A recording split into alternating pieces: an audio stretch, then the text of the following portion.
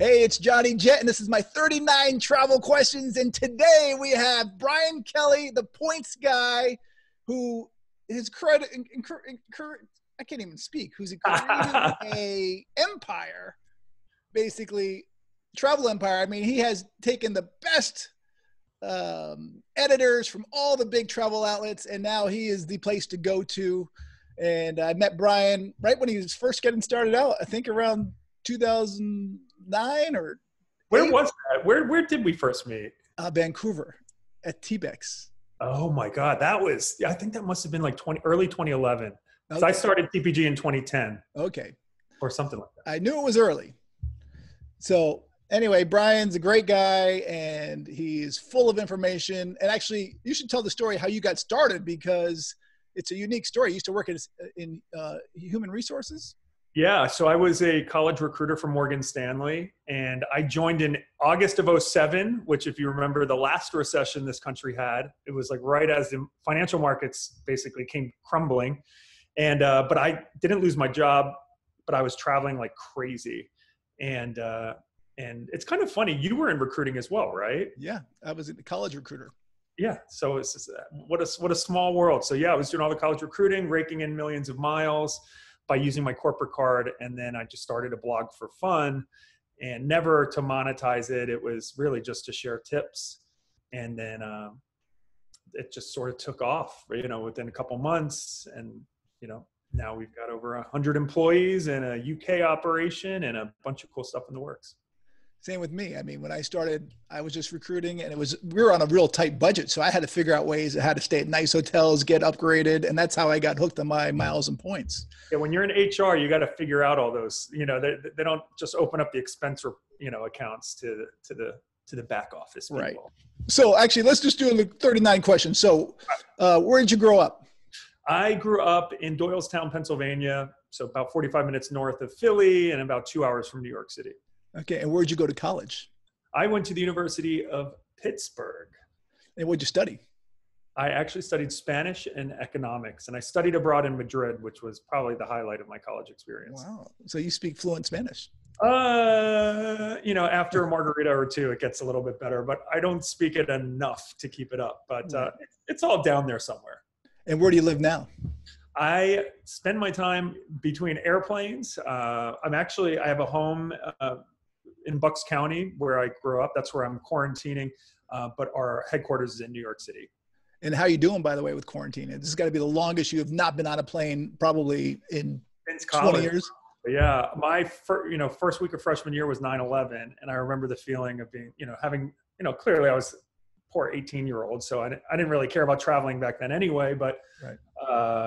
It's been, I've lost about 20 pounds. I'm working out I think life was going a little too fast. So this has been a nice little reset and, just to focus on, myself and the business. What about you?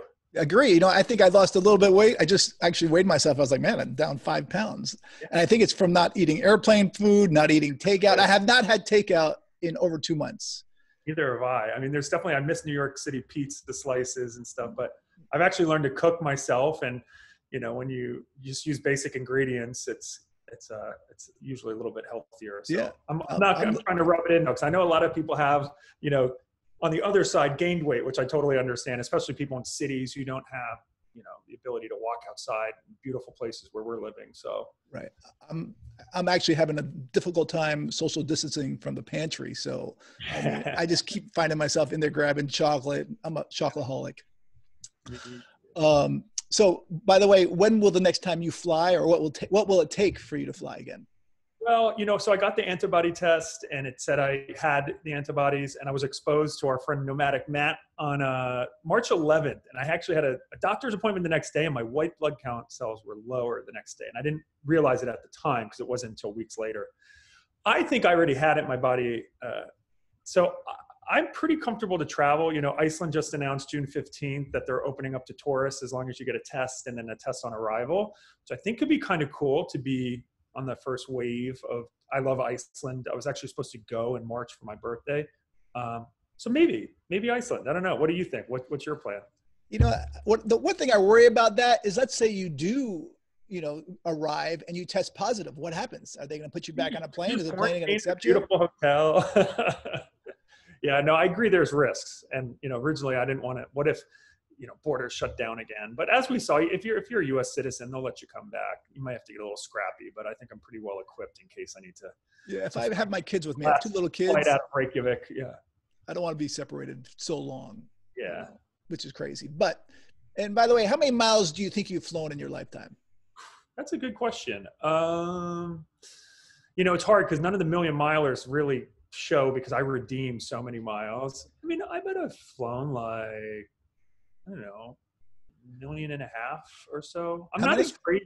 1.5 million. Okay. It's usually about 200,000 to 300,000 a year for the last. Actually, that's way over that. Probably between 2 and 3 million. I don't know. I'm not. People think I travel a lot more than I do. I'm running the business. I have family and friends. Like, I love to travel, but like, it does get exhausting traveling nonstop. How about any idea how many countries you've been to? It's funny. I would guess around 80. The issue is I go to the same, I do a lot of charity work in Ghana, Guatemala, South Africa, and Liberia. I go to them each year for a week. And then, so it actually makes it kind of hard to then visit a ton of other countries, when you're flying. Yeah. So, yeah, definitely have a lot of countries to go, but I'm also not one of those, like our friends who try to go to every country in the world. That's just not my thing. That's not a life goal. I'll try to go to all the cool places, but, quality over quantity for me. Right. How about continents? Have you been to Antarctica? I was on a cruise. I was booked on a cruise to go about 8 years ago, and something came up last minute. So I've not, but it's definitely on my to-do. Have you been to 6 continents? Yeah. Me too. What's your earliest travel memory? My earliest travel memory was doing a road trip. I grew up in Long Island until I was about 7. And we took our gray Dodge Caravan and drove it to Orlando. My little sister, I remember it so vividly, would always get car sick, and she puked red Gatorade. And to this day, I cannot look or smell red Gatorade. Wow. Do you have a favorite American city?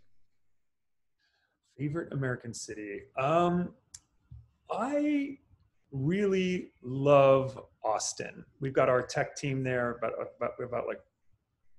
and I go quite a bit as we're doing creating our app, and more every time. Like the vibe, the food. I really, really like Austin. You said Austin or Boston? Austin, Massachusetts. Oh my God. Austin, Texas. Okay, because I thought you said Boston. I was like, that surprised me, but no, yeah, Austin, Texas. I gotcha. How about international city? I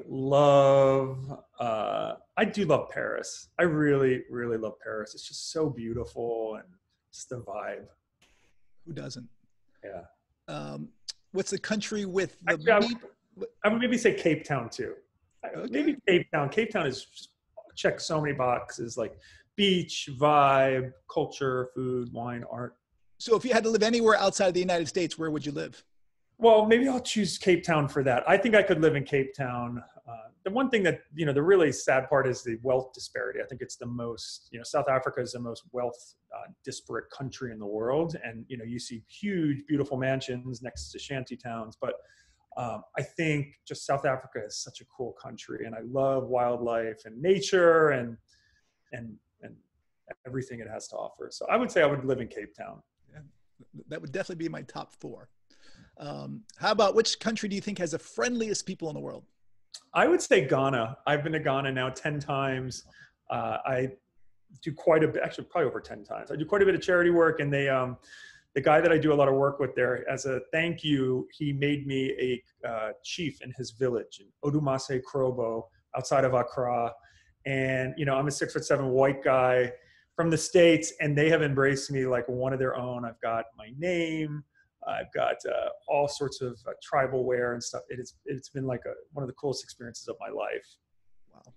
Well, one of my questions actually down the road is, which country were you afraid to go to, but actually you felt safer there than anywhere else? Would that be Ghana or? I would say Liberia. So, Liberia had a terrible civil war, awful Ebola outbreak several years ago. One of the fourth poorest country in the world. And I work with the Nobel Peace Prize winner, Lema Bowie, who's from there. and, you know, certainly traveling to someone's country when you're a guest of them and just seeing all the amazing things. But even without her, we went around Monrovia, and while, you know, we walked around and we were embraced, and it was an incredible experience. And, you know, growing up seeing images of war and devastation and Ebola in the streets, but then you go and you realize, like, I mean, people are that's the beauty of travel, right? We realize, like, we're all one human race. Right. And, so. How about which country has the meanest immigration officers? Canada. Everyone says Canada. I mean, I remember in 2012, I went and they said, what do you do? I said, I run a travel website, or maybe I said travel blogger. And they're like, they pulled me in for secondary, and they're like, that's not a job. And I was like, go to my website. And they were Googling me, and they finally let me go. So, yeah. You know, that's probably around the time we had breakfast one time at the Ritz-Carlton in Toronto. All right. Yeah. I do remember that. It might have been that trip, actually. Yeah. How about which country do you have no desire to go to? I think that's a pretty hard. I'll go anywhere, but I know that right now I won't go to Syria or Saudi Arabia. I know everyone's kind of going to Saudi Arabia. I struggle with it because I don't, you know, our country is certainly not innocent in a lot of things, but from a human rights and I'm gay and the oppression, you know, personally, I think there's just enough other countries to go to. So I would probably say Saudi Arabia, not anytime soon. Our buddy Lee Abamonte said the same thing. Yeah. How about favorite U.S. airport? You know, oh gosh, I was thinking about this and then I forgot which one to say. Well, I'm surprised you're struggling with this one. Because they all suck. Let me just. How about favorite U.S. airport terminal? You know what? I'm going to be controversial here. I'm just going to say Miami. I live in Miami part of the year. I used to live there. I know Terminal D like the back of my hand. Actually, you know what? I'm going to go with Charlotte. They now have a Centurion Lounge. It's easy to navigate. They have a Shake Shack, and they have a Minute Suites, and it's all pretty navigable and never bad immigration. So yeah, my answer on best airport is Charlotte. Okay. Well, you know what? You're not alone on that. A lot of people have said that. And I do like Miami's Terminal D, although it's freezing in there, but I do love it. How about international airport? I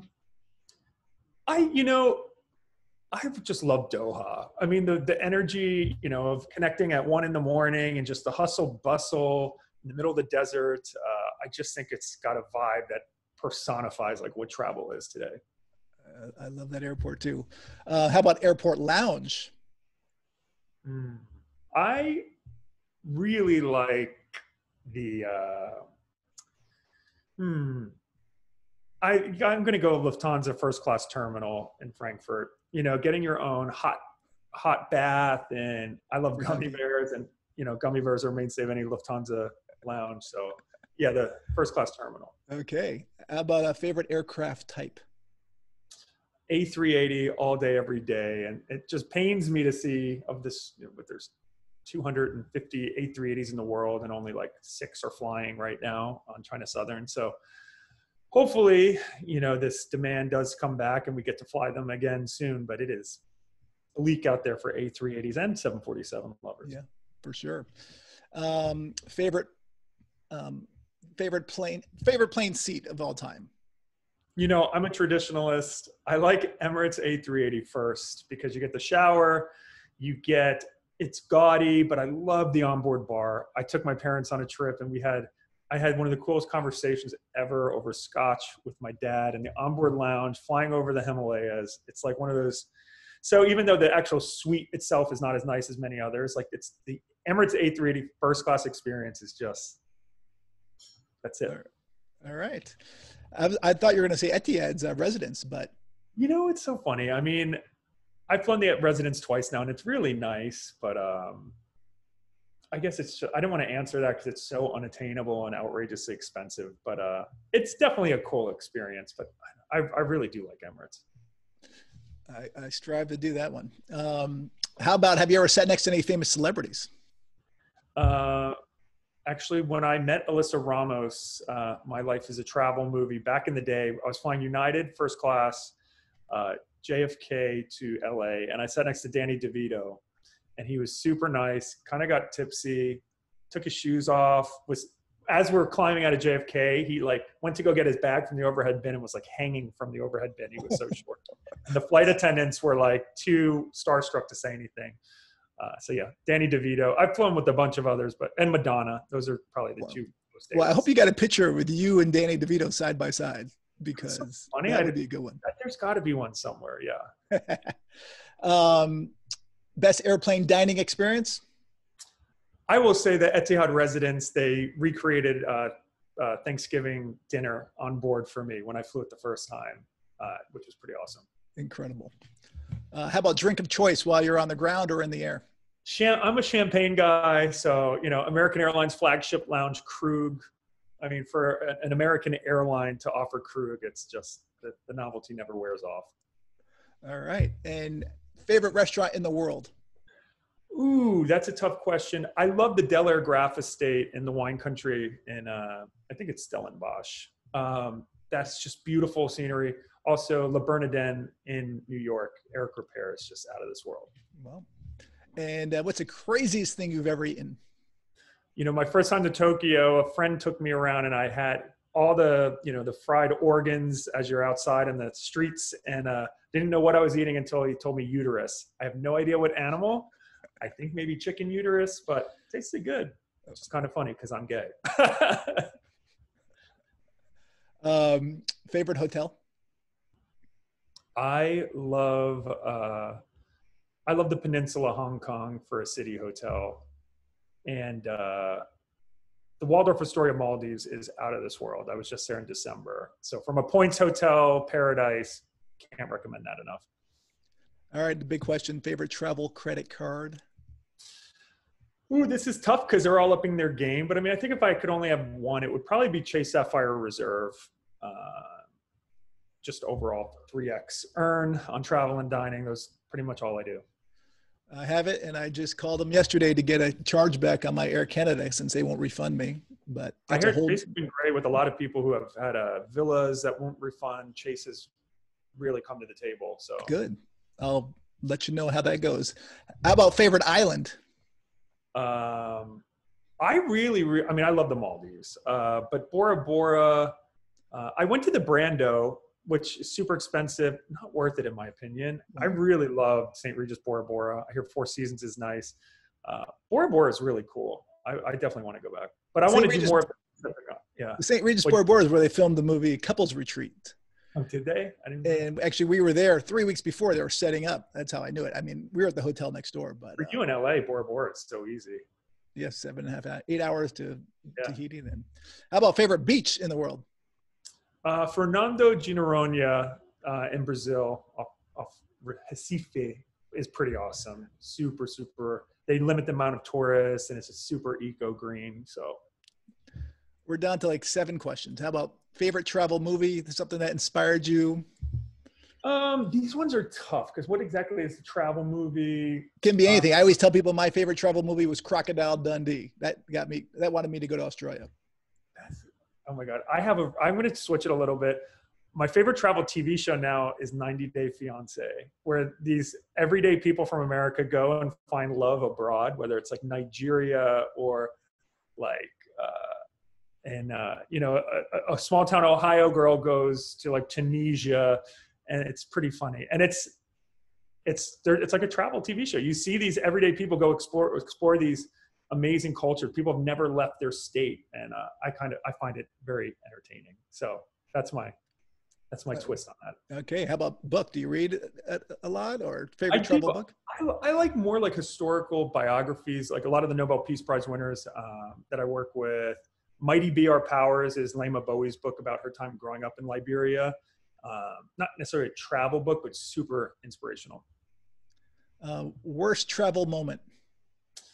My dumbest moment, and it was like an anxiety dream come to life. I was on my phone running late for a flight at LAX, and I was actually flying Spirit to Vegas. Oh, that's breaking news right there. Brian Kelly flew Spirit Airlines. Right? I did. I flew it twice in the past couple of years. I flew it from Havana to Fort Lauderdale and LA to Vegas, both like 34-minute flights.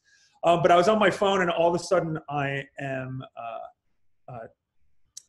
outside of the terminal. I had left security, and I'm late for my flight, and I didn't have my boarding pass. It was just and my phone died. So luckily I had Clear, and that's the only thing that saved my ass. And I left my phone at TSA when I was rushing through. Oh my God. Well, I was going to ask you your most embarrassing travel moment, but that's it. It was just a total comedy of errors. Okay, a few more questions. What's your dream destination?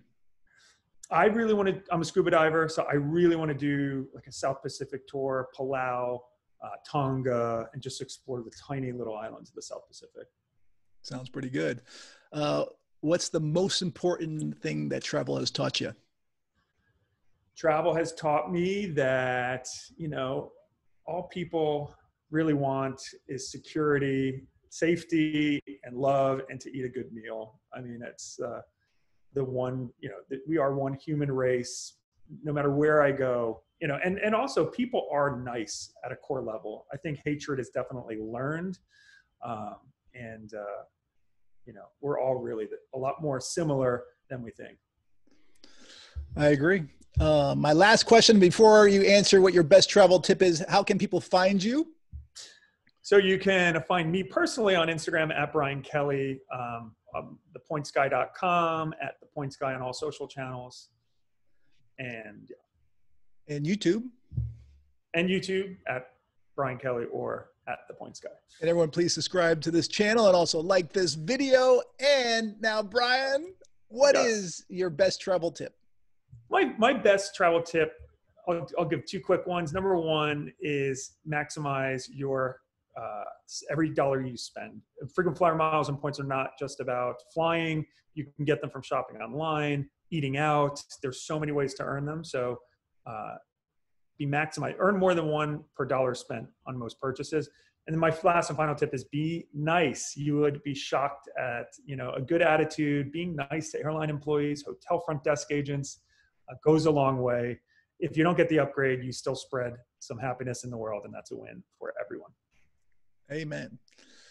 Brian Kelly, thank you so much for taking the time. I hope you get to Iceland when they open up, and that we get back to flying the friendly skies. I'll meet you in a Centurion lounge somewhere. Thanks for having me. Thanks, buddy.